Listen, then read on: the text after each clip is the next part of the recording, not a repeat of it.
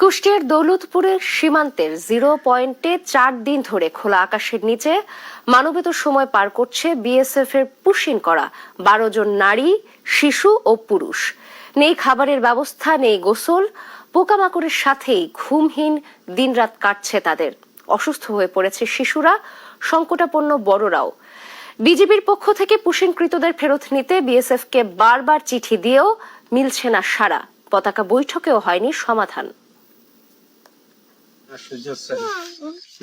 এই আকুতি কুষ্টিয়ার দৌলতপুর সীমান্তের 0 পয়েন্টে আটকে পড়া বিএসএফ এর পুশিং করা 12 জন নারী, পুরুষ ও শিশুর। 4 দিন ধরে খোলা আকাশের নিচে তারা পার করছেন মানবেতর সময়।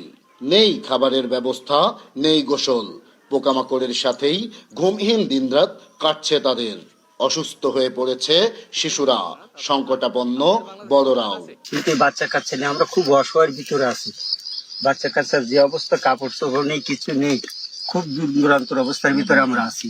আপনাদের কাছে চাওয়া পাওয়ার কিছু নেই, আমাদের কাছে ডকুমেন্ট সব আছে। আপনারা দেখেন যে আমরা কি এই দেশের নাগরিক না রোহিঙ্গা, আপনারা এটা তদন্ত করে দেখেন। গত শুক্রবার ভোর রাতে তাদের সীমান্তের 0 পয়েন্টে পুশিনের চেষ্টা করে বিএসএফ।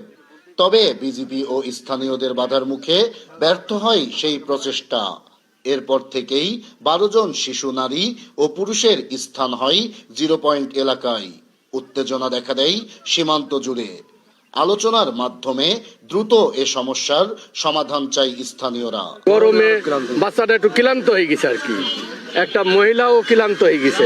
বাচ্চাদের জ্বর আমি দেখে আসলাম 102 ডিগ্রি জ্বর আছে। তো আমরা চাচ্ছি এটা দ্রুত সমাধান যেভাবে হোক করার জন্য, এটা আমাদের আবেদন। তবে বিজিবি জানায় কোনোভাবেই পুশিন মেনে নেওয়া হবে না। পুশিনকৃতদের ফেরত দিতে বিএসএফ এর সাথে চলছে আলোচনা। কোনোভাবে অবৈধ অনুপ্রবেশ, পুশিং, এটা কোনোভাবে অ্যাকসেপ্ট করব না। সেই হিসাবে আমরা আমাদের অবস্থানে অনড় আছি। তাদের তার কাটার ভিতরে নেওয়ার জন্য বলেছি। তো তারা বিষয়টা বলেছে, তারা ইনভেস্টিগেট করবে এবং বিষয়টা দেখবে। নিয়মিত বিএসএফ এর পুশিনের চেষ্টার ঘটনায় আতঙ্ক ছড়িয়েছে সীমান্তবর্তী গ্রামগুলোতে।